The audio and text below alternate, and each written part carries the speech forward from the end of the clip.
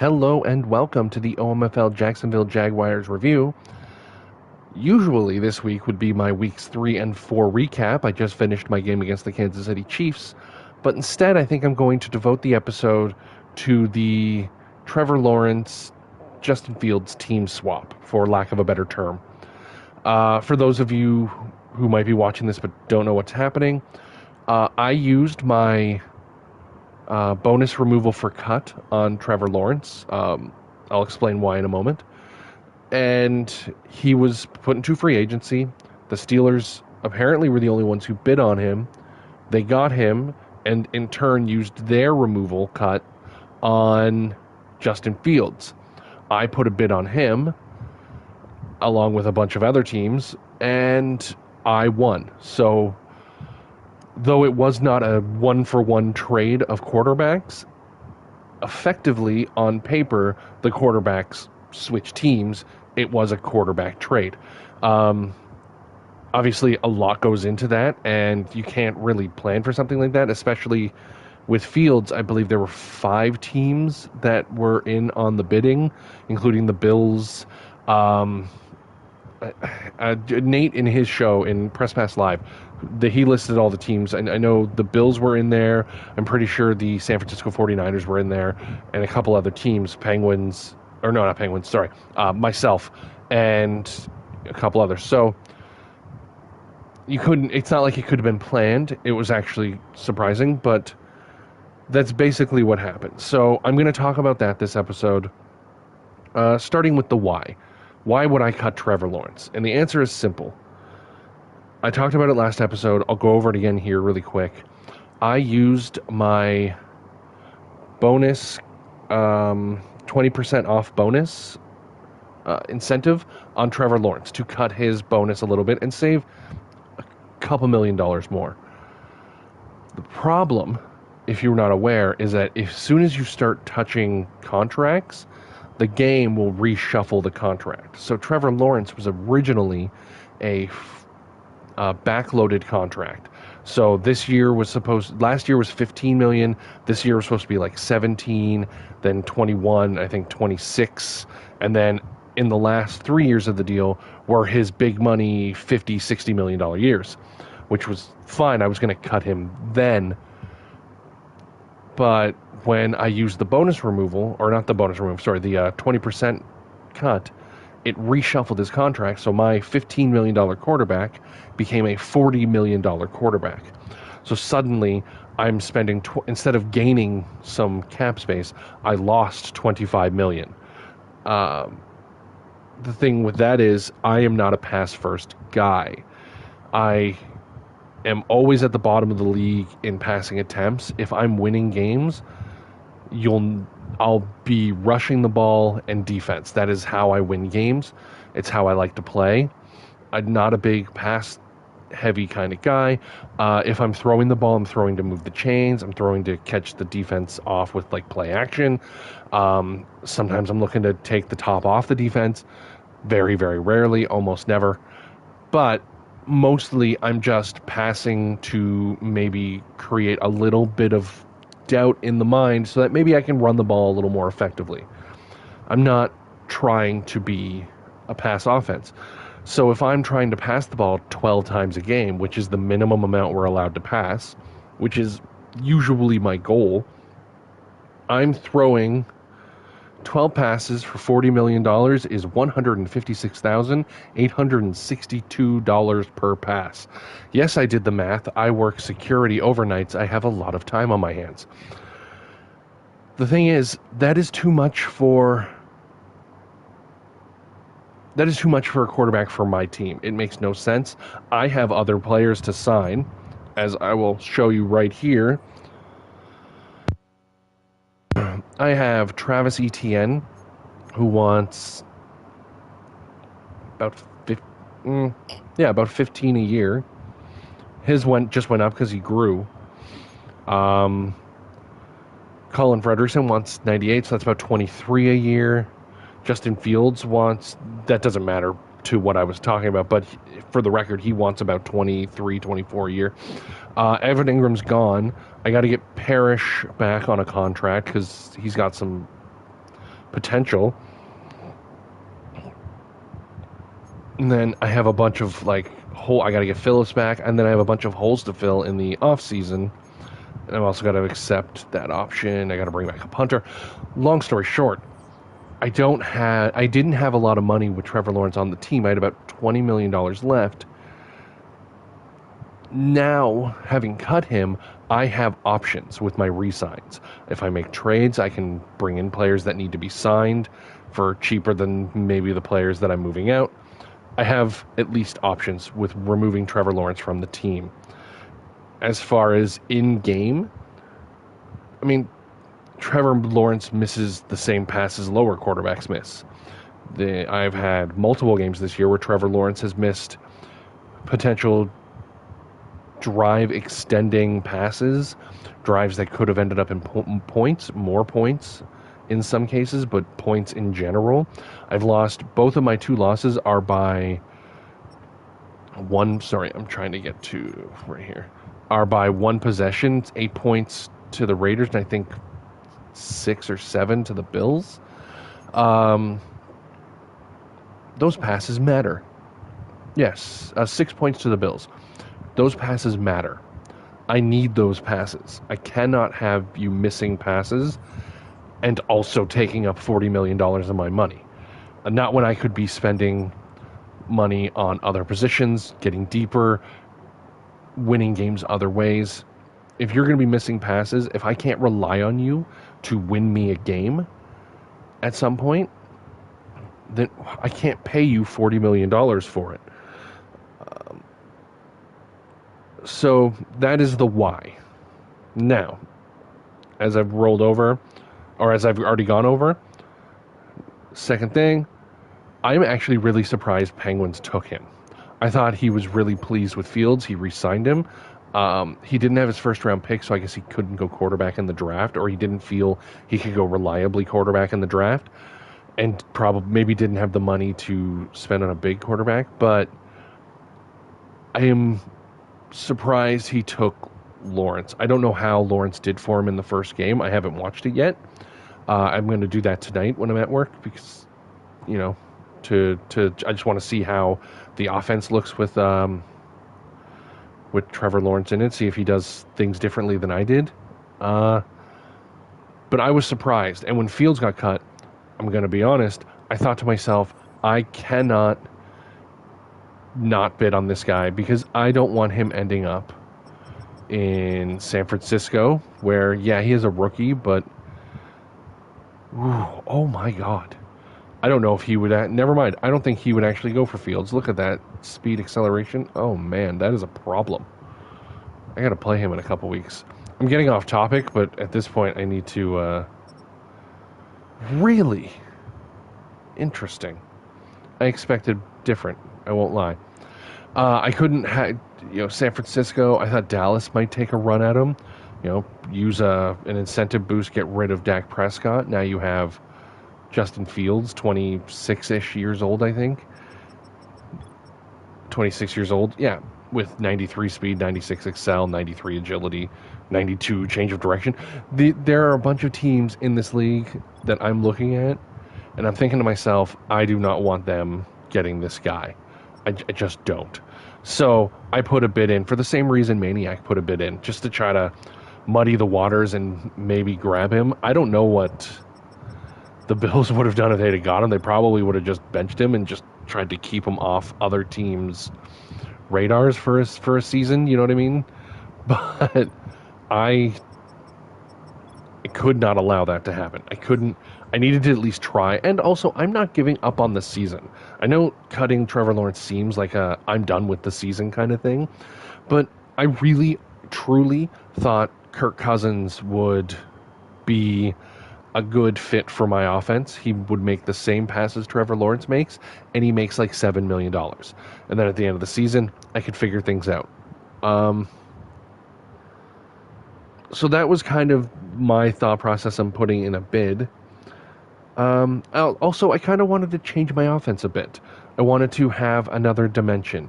I wanted teams to, I run some play action. Sometimes it's a play action boot. I wanted teams to, that are usering in that direction to maybe have to think twice. I wanted to add in the potential of maybe scrambling and getting some extra yards doing it that way, because sometimes I tried with Trevor Lawrence and he just couldn't. He has some speed and some maneuverability, but it's not a lot. And I'll take a look at him right now. I'll show you Trevor Lawrence. It's not that he's immobile, it's just that he's a really...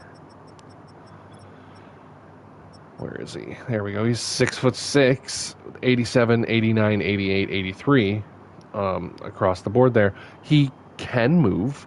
It's just, it kind of feels like it takes him a minute to get there. And there's no real... Even if I tried to run with him, it doesn't feel like it does anything. So I kind of wanted to at least have the option, and it worked in the first game, which I'll talk about a little bit near the end. So I thought Justin Fields would be a really good, if I kept him off other teams, I could use him. I could keep the season going. I thought, his passing attributes aren't bad at all. The Penguins did a lot of work into him, which is another reason why I was surprised that they let him go. He's got 87 deep, 89 because of morale, but where did he get that morale from?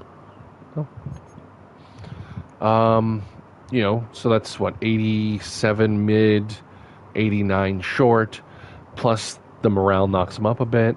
His throw on the run's good, his play action's good, he's decent under pressure, minus the sense pressure trait, which I might have. If I keep him, I'm going to have to worry about it. So it's not like he's not bad. 91 throw power, he's a good passer. I thought, you know what, maybe he is a bit of an upgrade over Kirk Cousins, who, if you look at Kirk Cousins' passing, just the passing, he's not that much different than Trevor Lawrence. His throw under pressure is a little worse, but his passing attributes, they're kind of reversed. Trevor Lawrence is better short, and I think Trevor Lawrence is better short. I think they're about the same in terms of deep or mid. If you look, I'm going to go to Trevor Lawrence and just show you his passing. Steelers, right. So, 89, 86, 86 is not that much different than 83, 89, 87. It really isn't. And now it's 91, 89, 87. Fields is a better passer who also can move better. If his awareness goes up, which I don't know if that matters for users, he's a better passer. He just is. So, I thought maybe I could improve a little bit, change my offense a little bit. That's why I did it.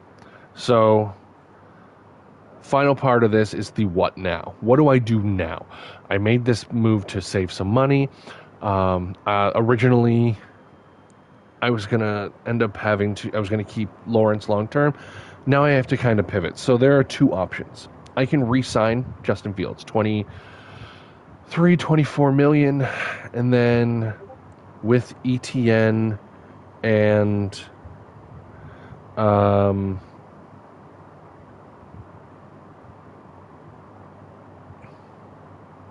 sorry, I got a message from my next opponent trying to schedule the game. I'll have to get back to that later. Anyway, sorry. I can re-sign him.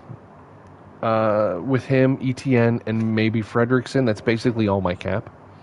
So, I would have a little bit of a depth problem.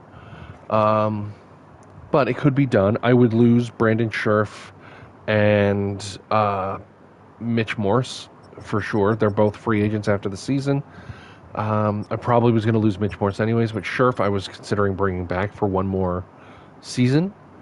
I would definitely have to get rid of him, use my picks on two offensive linemen, maybe trade a second and a third to get back into the first, get 2 first-round offensive linemen, and really spend time and resources building them up. I've been trying to do that with Anton Harrison. He has not been building as fast as I would like, but on the other hand, Juan Peterson is quickly moving up. Okay, so he wasn't moving up because he's not as young as I thought he was. He's 23, but he's already played 2 years, so I didn't have him his rookie year. That makes sense.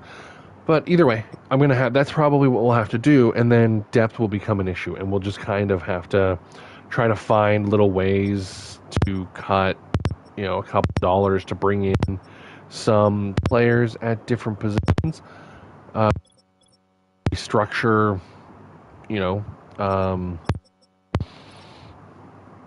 restructure this contract, restructure other contracts, and just kind of push it down the line and try to find a way to make it work. Or I draft a QB anyways. I let Fields hit the open market. At which point I would draft a QB in the first round, an offensive lineman in the second and third. I would not trade for another first because I would need the extra picks to really go offensive line hunting. Because if you can't get one with a dev trait, you basically can't grow them, at least not efficiently and effectively. So those are basically my 2 options. I'm still mulling. My goal is to go through the rest of the season, see how Fields plays, see how he feels in my offense, and just kind of evaluate him based on that. I might, I have the money to re-sign him, so I might do it. But if I do, I'm all in on Fields, and that's it. That's my quarterback, period. I would have to spend some of the gold incentives to do his sense pressure traits, knock those up a bit so that I think sense pressure and throw under pressure kind of work hand in hand. I'm gonna have to do a little research on how that works exactly, but if I sign him, I'm gonna have to put some work into it, and if I don't, I'm gonna have to draft a guy. Either way, I have the rest of the season to figure it out. We're only in week 4. Week 5 finishes tonight. I got to play the Rams, and then I got San Francisco. So we'll see over the course of the year, and I'll make a decision later and go from there. As for his first game, touch on it really quick. Well, it's only 18 minutes, so I'll cover the first game. He was efficient. The issue for me was that we kicked 4 field goals in the red zone and then another one deep. You see time of possession. This is how I want to play the game. Give me the ball, I keep the ball, you don't get the ball. I wish I had more touchdowns. I had one touchdown in the game. The rest were field goals. I kicked 5 total, 4 in the red zone. It's just not good enough. My third down conversions were better. I got 4 of them, so yay me. But it just wasn't. I still need to find a way to use him and to use the team in the red zone. But generally speaking, he was really good. 261 yards, touchdown, interception. The interception was a bad pass by me. I was reading the pass. Normally, when I throw, it goes to the right side of the field. But I was reading inside leverage on an outside route on the left side, and I thought, maybe. And then when the snap happened, when I took the snap, I looked over to that route, and it looked like he was going to be able to make the play. So I threw it, but Casey's defender was right on it. Pick six. Oh, man. That put me down by a touchdown. I was up 19-14 at the time. And the pick six put me down with like 3 minutes to play. It did not look good, but Justin Fields made some passes in the last part of the game, including one on fourth down, the fourth down conversion you might have noticed from the previous screen. Sprinting to the right, I thought maybe I could get up and get a first down, but I saw a receiver streaking with me on a I believe he was on a drag. So I threw it, and that's not always a good pass to make. A lot of the times those passes sail, but he hit him, got upfield for a bunch of yards, and we were able to pick up the rest of the clock, get a bunch of first downs. He was fine. He was actually really solid. The interception was my fault. Touchdown was a deep ball that I don't usually throw. It's usually more of that play for me is more of a get everybody deep and then hit the underneath like hitch route. But I saw an opportunity. I figured, let's give it a shot. Threw a deep ball, got it. It was a really decent pass. He made a couple really good passes. And yeah, so the receivers made some plays, but he was really good. I didn't have a really good running game in this one. It was fine, but I really haven't had my normal running game. But, he was hitting receivers all over the place. 5 for Thomas, 5 for Fredrickson, 3 for Davis. The point was, I think he's like 13 million this season, and again, 23 or so next and beyond if I re-sign him. He was efficient. He got the ball where it needed to go. My offense is not too complicated. It's a lot of get the ball to a receiver, let the receiver do the work. It's very much I need you to be 10 of 12. I need you to be 12 of 15. I need you to make the passes I give you to make. There are some passes that are kind of just like, here's hoping. I would like for you to make those passes too, but if you don't, I can't blame the quarterback. The problem is, if I need a pass and it's a wide open pass, I need you to be able to make it. Trevor Lawrence missed a bunch of them in this game, at least. Justin Fields did not, and that's the difference. And that's what helped me pull out this win on a last second field goal. So this is where I am right now. It was a good game. If you didn't watch it, I have it up on this channel. It's under my streams, so it's under live. It's a good start for him. We'll see how the season goes, and I will evaluate later. Anyways, that's about 20 or so minutes on this, so I'm going to cut this episode off. We've gone through everything, the who, the what, the when, the where, the why, the how. So, yeah, that is the end of this episode. Thank you for watching. Thank you for listening. And as always, I will try to do better next time.